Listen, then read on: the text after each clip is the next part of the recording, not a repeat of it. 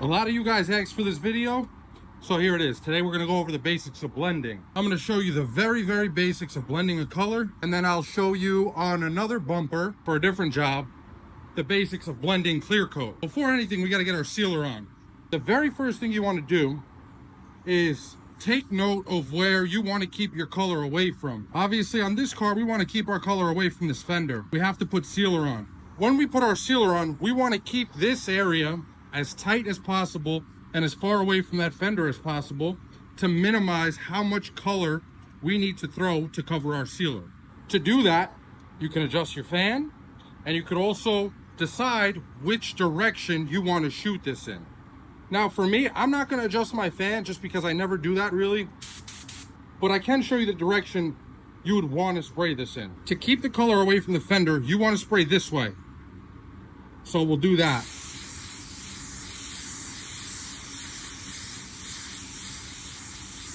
Okay, that looks pretty good. Now the rest of this really doesn't matter because I can blend back as far as I want, and I can blend that way further than I'm gonna have to. But again, you always want to get in the habit of keeping this as small as possible. Here's how I do it.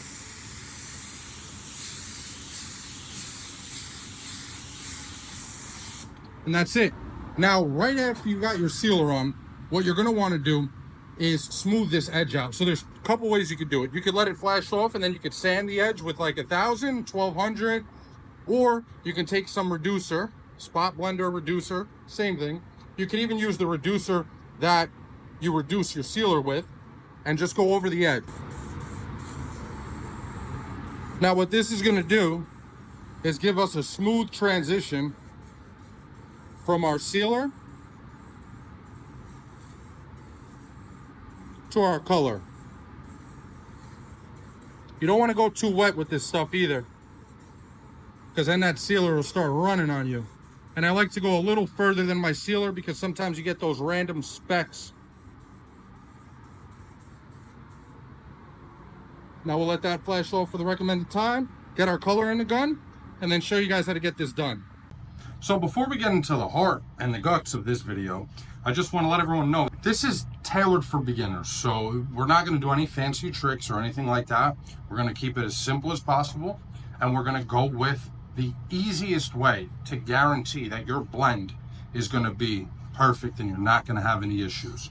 So it's not going to be the fastest way, it's not going to be the most efficient way, but it will be the safest way for someone who's new to get a blend perfect. We're ready for our first coat of color. This is all flashed off. So for your first coat, I want you to keep two things in mind and two things only. The first is, just like when we laid the sealer and we wanted to keep it tight to the repair area, on the first coat, you want to keep your color tight to the repair area. That's number one. Number two is we're going for coverage. So this has to be wet. We want to achieve as much coverage as possible on this first coat while keeping our color tight to the repair area.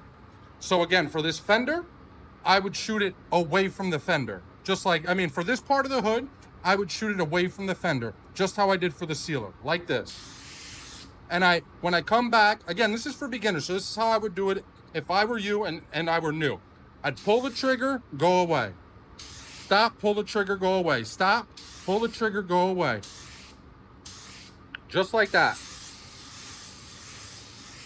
Right? You don't want to be throwing material while moving backwards in this area. Now for the rest, again, it's real simple. I'll do it. Here's how I would do it. I would go around just like this and then come forward. Just like that.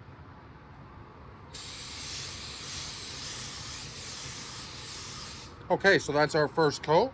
We'll let that flash off.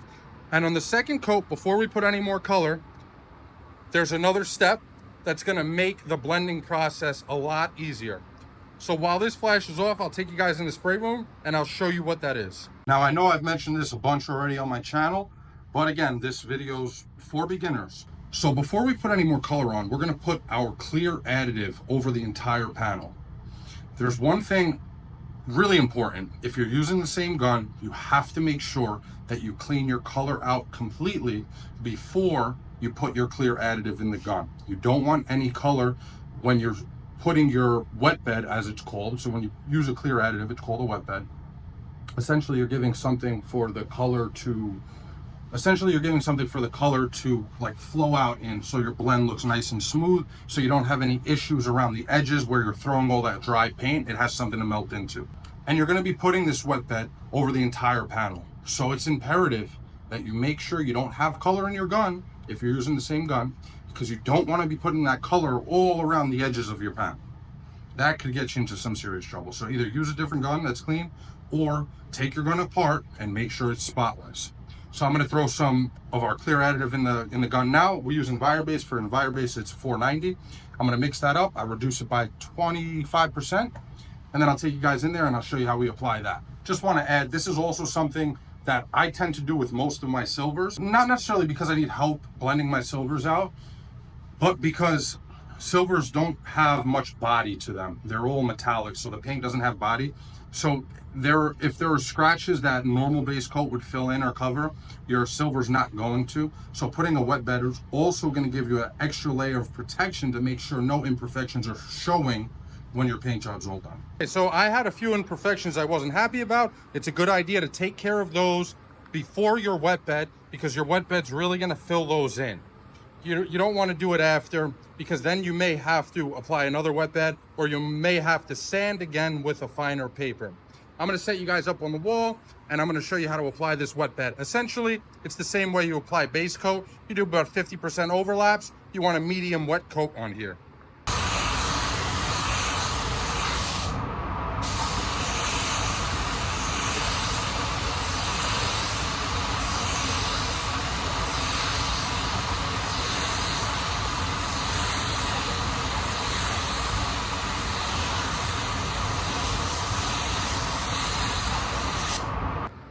Okay, this is how your panel should look after you apply your wet bed. Kind of looks like it has clear on it. Now, before it completely dries, I like to throw my second coat on. What I would suggest to do, if you're new, is turn your fluid in, because now we're gonna start blending out. But before we start blending out, I wanna throw just a little color over the areas that I sanded.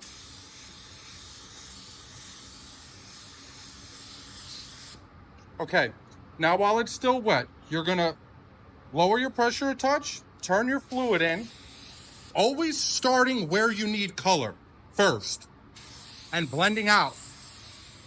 So what I'll do is our repair ended about here. You can see based on where the color is.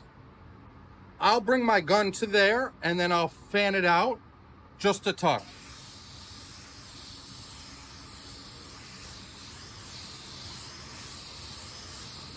And now once I get past by the fender, I'll go over that like an X pattern, and I'll bring the rest of my color away from that fender, back and to the other side. Always starting with the repair area, because that's where you need the most color. I know this looks kind of crazy right now, but we'll give it about 10 minutes to flash off, come back and see how it looks.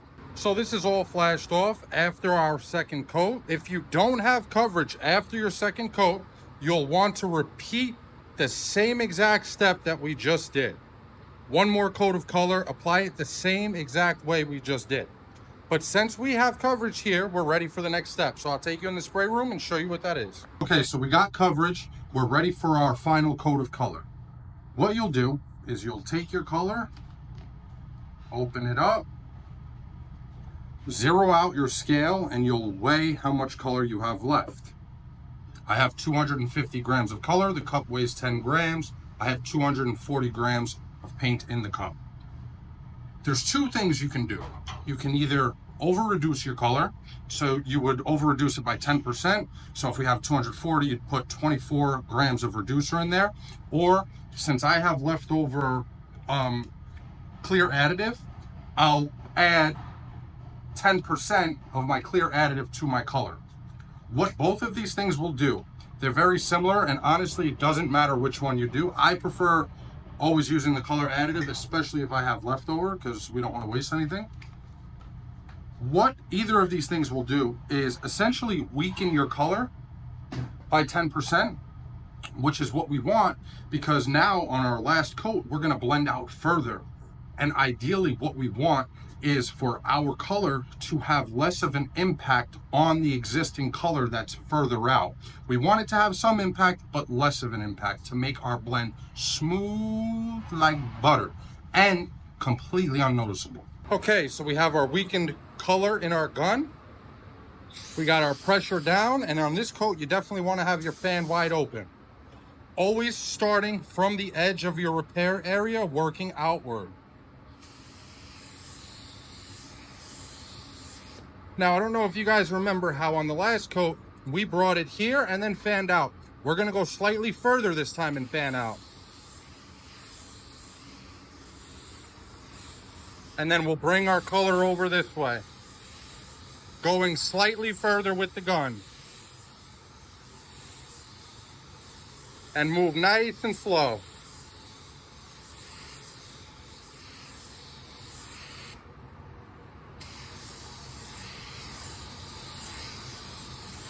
And again, I like to go in X pattern.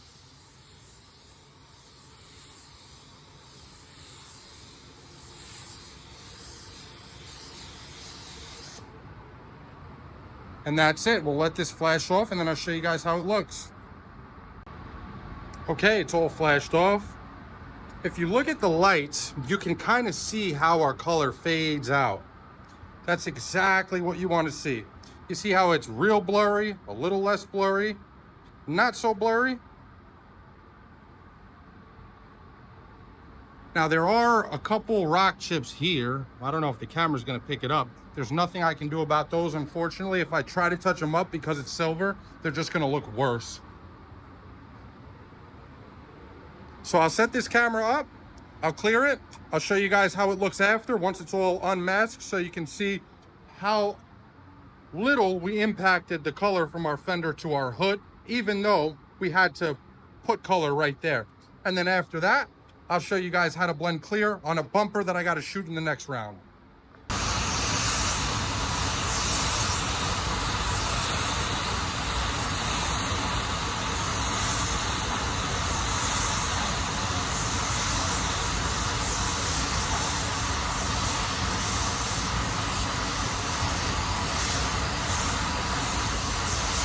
Here's our finished product.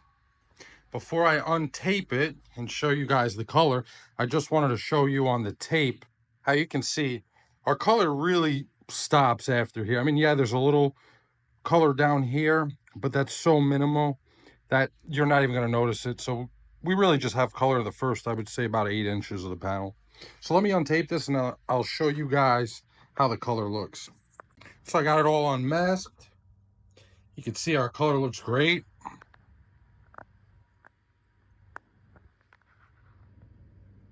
Remember, our color is mainly here, and I mean, there's minimal difference there. And the further back you go, there's no color there. So obviously that's gonna match perfectly. And as for our blend, there's no sign of it anywhere. That's all that really goes into blending color. That's keeping it real simple, doing it the easiest way possible. Now I'm going to get this bumper in here, set it up, and show you guys how to blend a clear edge.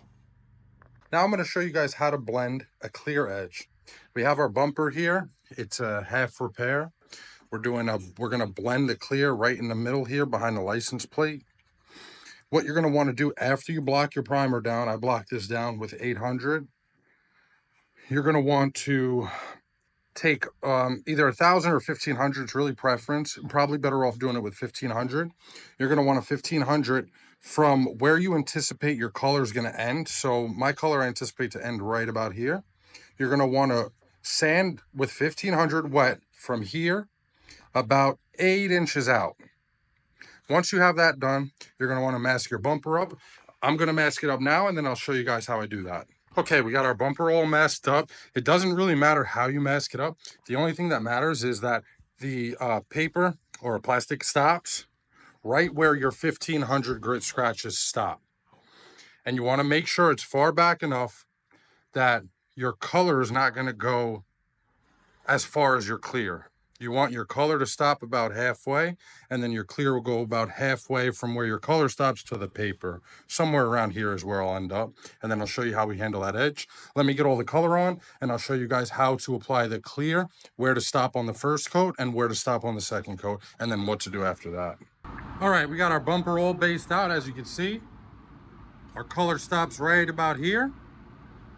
Let's throw this first coat of clear on, and I'll show you guys what you want to do when you get over here.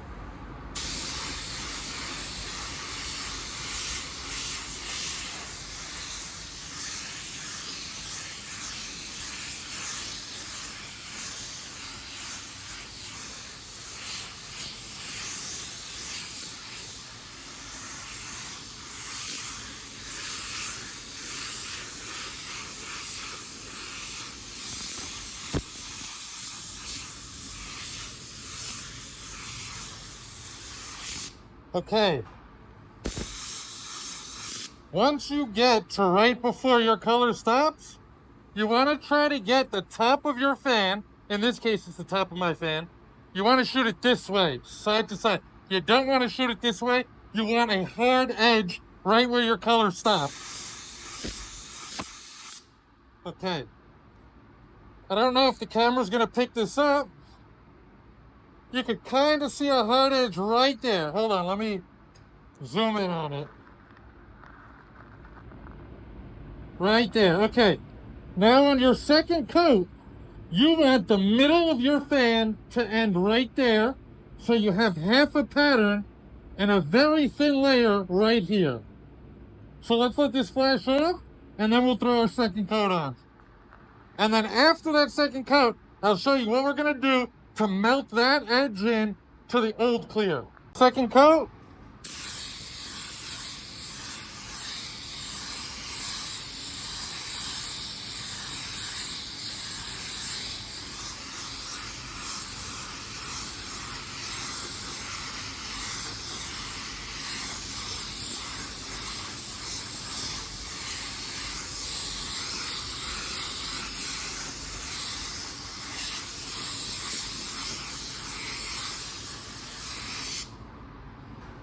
Okay, remember, we want to shoot the gun sideways up here. We ended right there. I want my pattern to be right in the middle like this. That's it.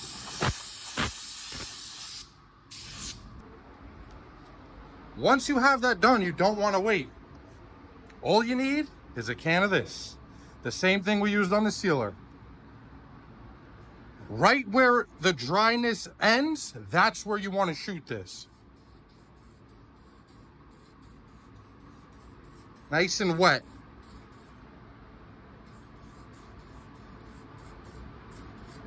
You want it to look just like your clear. There you go. Check it out. You almost can't even see where the blend is. Now, in some cases, what you can do is lightly sand. Okay, you could see a little bit of it right here. What you could do is lightly sand it with 3000 grit and then compound and polish, and it'll get rid of that edge if you have one. That's how you blend your clear edge. Thank you so much for watching, guys. I really appreciate it. Hope you enjoyed the video, got some value out of it, enjoyed it. If you could, leave a like, comment, and subscribe. I'd really appreciate it. Till the next time, peace.